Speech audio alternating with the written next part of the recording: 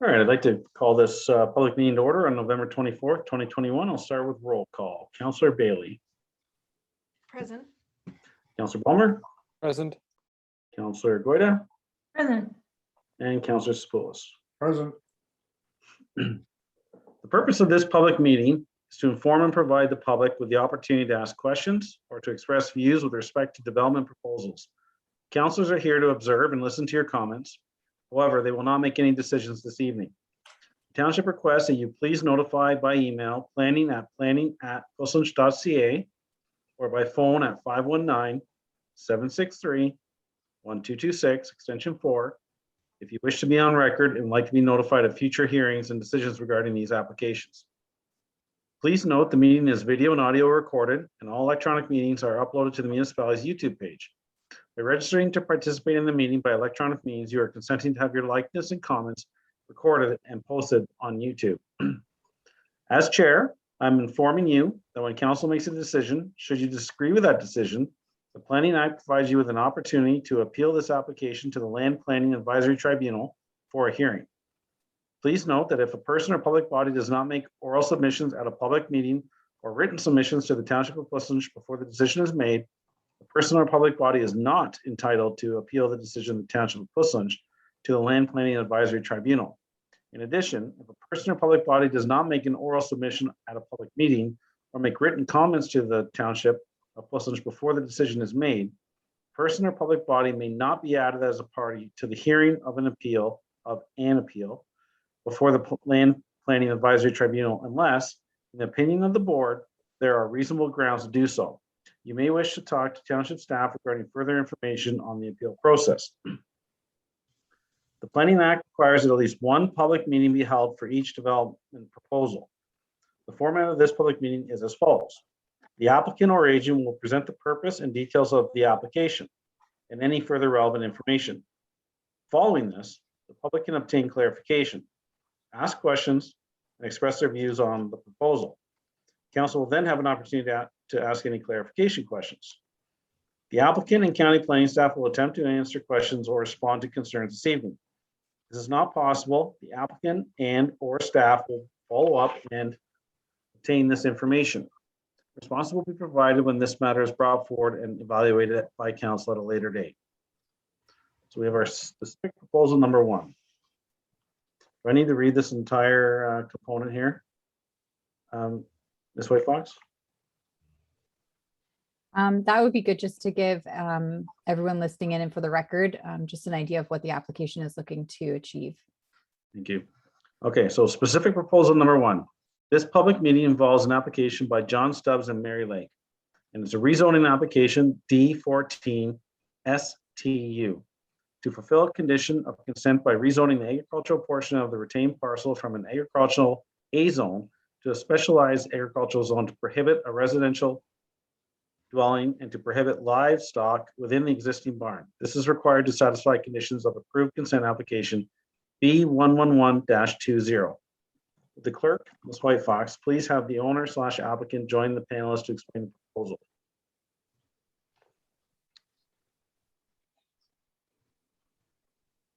I like it better when you read everything, Ms. White Fox.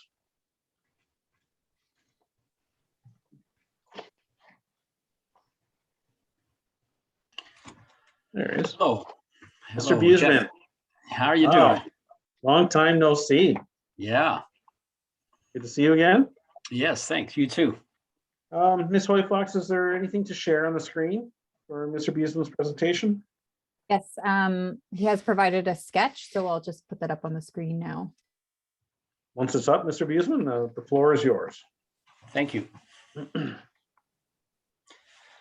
So thank you, Mayor Seeley and council and members of public. My name is Jeff Beasman. I'm here as the agent for the property owner.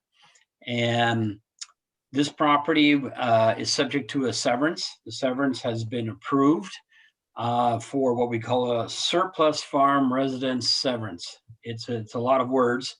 Fundamentally, what we're doing is we're severing off the house from the rest of the farm. And then the rest of the farm is going to be sold to a bona fide farmer in the area. And because we do not want to create a lot with a new house, this farm is being rezoned to not have a house. So this was one of the conditions of the severance application, and it's also part of the official plan policy for this type of severance. So it's pretty, I'm going to say pretty straightforward. The severance has, like I said, been approved subject to this condition. And at the end of the day, there will be no house on the farm property. We've taken a look at the planning comment reports. One of the additional things that we had asked for is that no animals be permitted in the barn. Planning staff have recommended, and that the reason why we're doing that is to prevent an MDS conflict with the residential lawn. Planning staff are suggesting to extend or expand that restriction to all the existing buildings. I've reviewed this matter with the property owner, got a unique situation, and maybe we can come up with a solution. They have 3 donkeys, or mules, sorry, they have 3 mules, and that are habitating in that shed right now, this most southerly shed. And the plan is to build another house and a barn across the road on another property that they own, but that barn won't be built probably till August 2022, so about half a year or more away. So I have a couple of thoughts and solutions. One, have a time limit on this, that the no livestock take effect after a certain date. Another idea is that we did a preliminary MDS calculation to find that the minimum for 3 donkeys is 81 meters from the shed to the severance in a MDS 1 scenario. We found, guess what? That shed is 81 meters away from the property corner. So there's a couple of different ways of looking at it. And my thought is maybe that I dialogue more with planning staff on how we can deal with that, more of this technical thing, find some way to help them out with allowing 3 mules to reside somewhere at least for an additional few months. Anyways, that's a detail. Any questions about the big picture, about the severance, about the zone change? I'm happy to answer your questions. Thank you. Okay, thank you, Mr. Beasman. Are there any persons who have questions, require further clarification or information, or wish to present their views on the proposal? Yes, Ms. Whitewash, you would. Yes. If anyone in the attendee section just wishes to make a comment or a question, if you can just use the raise your hand feature and I can enable the talking feature for you.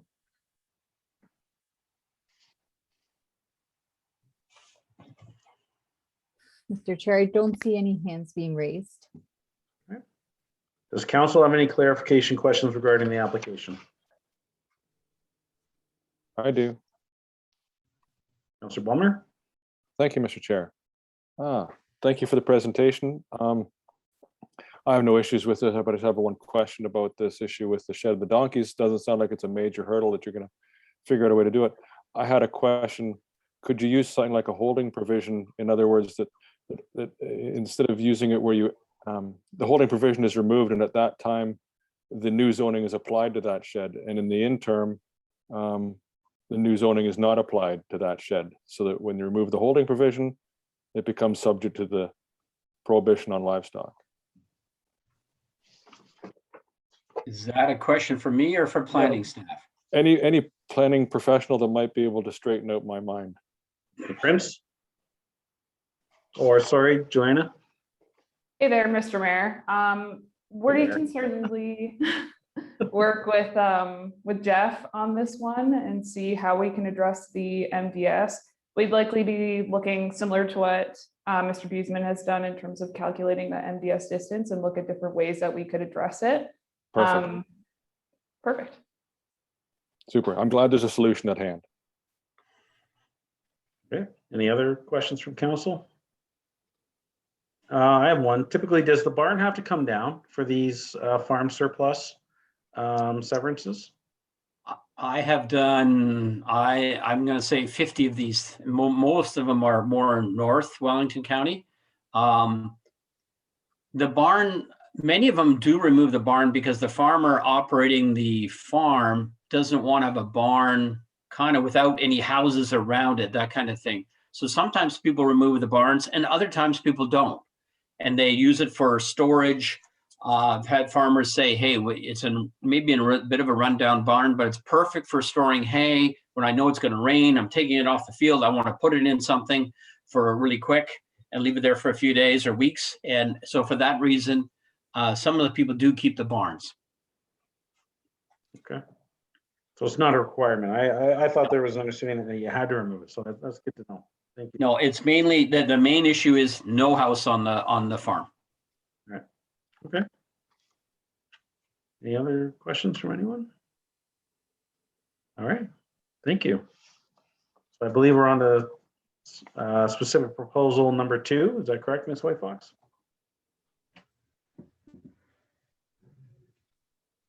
Yes, that's correct.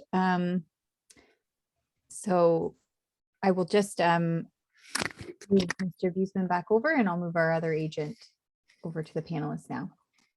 Thanks, Jeff. Thank you.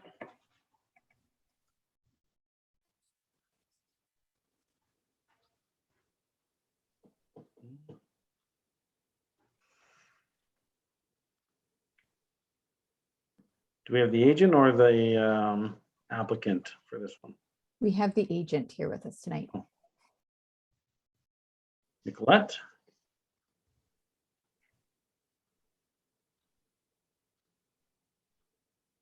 There.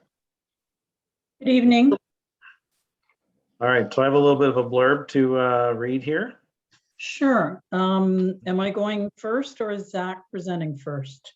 I believe you're presenting first. Perfect. So my name is Nicolette. Hold on, Nicolette. I have to a little blurb I'm going to read here, and then we'll Okay. let you do your presentation. Thank you. Specific proposal number 2. This public meeting involves an application by James and Wanda Zaebreba for rezoning application D14 XUE, recognize a mini storage, vehicle storage, and repair business as an industrial use on an agricultural property. We've had the clerk already move over the panelists to explain, and I'm just going to ask Ms. White Fox if you have any supporting visual aids for us to I put them up. believe Miss Nicolette is going to be sharing her screen to go through her slide deck that she has prepared. Okay. Okay, great. I see it now. I couldn't see it before. Just bear with me for a second.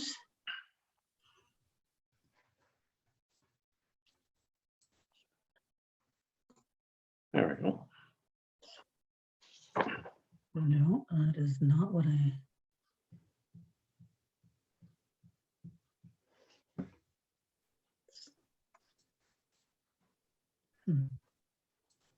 Nicolette, I also have the presentation. If it's easier, Okay, I can yeah. share and you can just have Okay. me flip through, whichever works. That would be great. Thank you.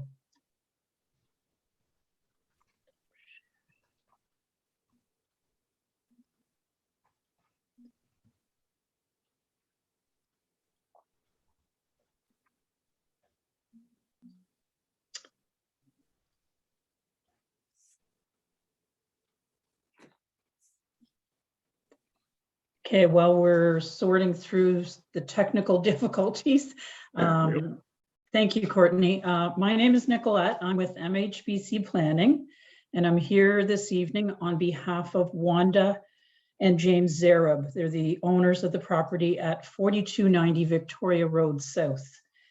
As shown on the map, the lands are located on the southwest side of Victoria Road South, just north of Highway 401. And the lands cover an area of approximately 29 hectares. Actually, if you can please flip to the next screen.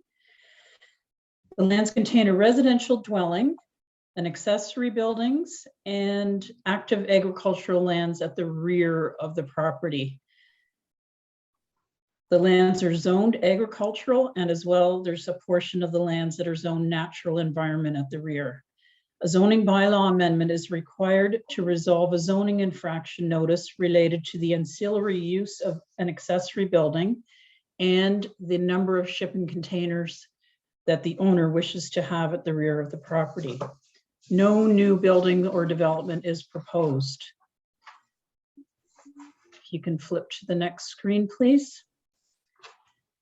The lands are designated secondary agricultural, which permits small-scale commercial and industrial uses. The main use of the lands is and will continue to be agricultural. The zoning bylaw amendment proposes to permit a maximum of 10 storage containers and to permit 4 of those storage containers to be rented out for gain or profit. To permit the storage of up to 4 motor vehicles within the portion of the existing accessory building, the storage would include limited maintenance of the vehicles, typically undertaken by property owners, not as you would see in a maintenance garage. The space is devoted to 4 vehicles that are rented out for gain or profit, and the remainder of the building is used personally for the owner to store his vehicle.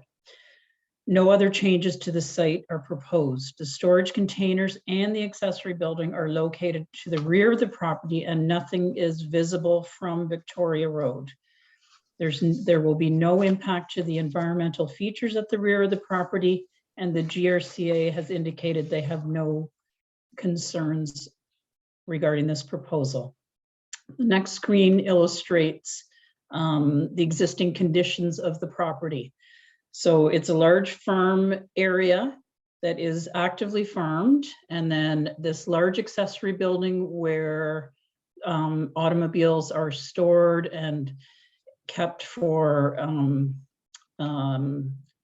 they remove them once or twice a year for racing purposes, but they're basically racing vehicles. And then the storage containers, initially there were, I believe, 14 sea containers on the property. They've been now reduced to a maximum of 10, and again, 4 of which will be rented out for gain or profit by the owner. The next screen, there was through this process, we also uncovered that the existing driveway and these property lines that are shown here are probably not entirely accurate. The next screen will show the existing conditions, but so what's happened is that driveway location, which appears to be even further on the neighbor's property than it actually is, but it's been in existence for over 30 years. And that existing driveway that's located at the north of the property, since 1930, so in existence for like 75 or 80 years. Next screen, please. So the existing driveway that's located there, the property has been in existence since 1930. The owner has obtained a legal opinion and updated the survey to confirm the driveways within the occupied boundary of the subject lands obtained by the law of adverse possession. So that driveway location was basically located there to avoid a water feature at the front of the property, a small wetland. And so it's been in existence, as we said, that's through photo documentation since 1930. So the next slide, is there another slide? I think we've been through all the slides. No, the last slide, conclusions.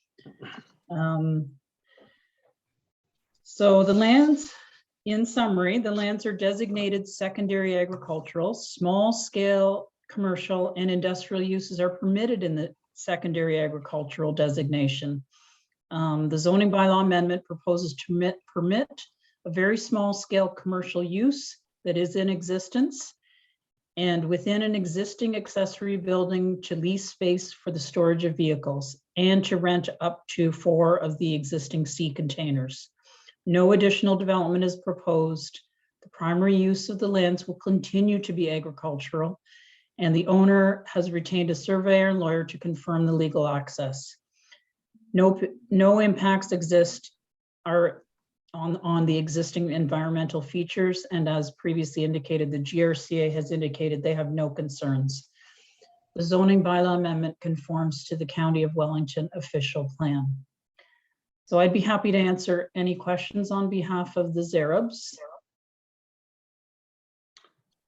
Okay, thank you. Are there any persons who have any questions, require further clarification or information, or wish to present their views on the proposal?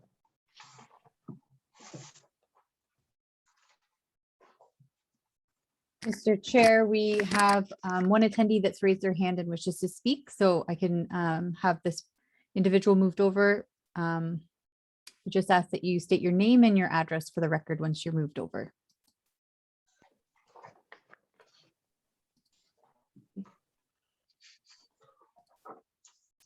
Hello, Mr. Reed. Welcome. Hello? Is this working? Yep, we can hear you. Yeah, it's Mark Reed. I'm just, Oh, hold on, Mr. Reed. Just please state your address as well, please. 7827 Wellington Road 36. Thank you. My question is, or maybe a clarification, really. From what I've heard, they're currently in a legal non-conforming state. It sounds like they had everything in place before the new zoning bylaw came into effect. So are they just looking to get this official so that they can have a long-term use without further complaints, I guess, against them? Staff? I can answer that. That is correct. So that the use was not permitted under the zoning bylaw. So nothing is changing. We're just legalizing an existing use. In fact, we're taking away some of the sea containers so that there's a little less of the commercial component and conforming to the city's zoning bylaw, or the township, sorry. Mr. Prince? Yeah, through the mayor, thanks. And thank you, Mr. Reed, for your comments. Just to clarify though, even under the old zoning bylaw, this was not a permitted use. So in both cases, this was a illegal use. So not legal, non-conforming. Correct. Thank you. Mr. Reed? Yeah, so to clarify, which was not a legal use, the industrial portion of it? I thought that was always allowed as a small, depending on the scale, I guess. Yeah, so through the chair, the official plan allows for small scale commercial and industrial uses. So under the old zoning bylaw and in this current zoning bylaw, typically a zoning bylaw amendment would be required. In the agricultural zone, uses like mini storage or renting out shipping containers, that's something that wasn't permitted as of right under the old bylaw, and it's something that's not permitted as of right in the new bylaw.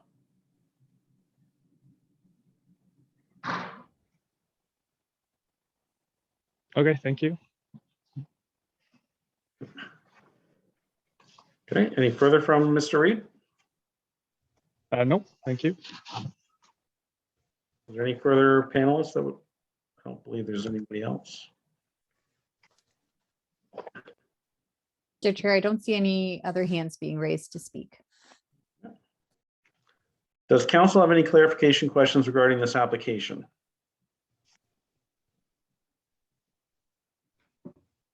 Okay. Is there further information which the applicant wishes to provide? No, I think we've covered everything. Thank you. Okay. I declare this public meeting closed. Council will take no action on the proposals tonight. Staff will be reporting at a later date with a recommendation for council's consideration. If you wish to receive further notification of this proposal, please email or call planning@pilsners.ca or by phone at 519-763-1226, extension 4, or contact township staff during regular business hours. Only those persons who leave their names will be provided further notification. If you wish to speak to the proposal when it is brought before council in the future, you must register as a delegation with the township clerk prior to the meeting. Okay. Thank you. Have a great evening, everyone. Thank you. Thanks.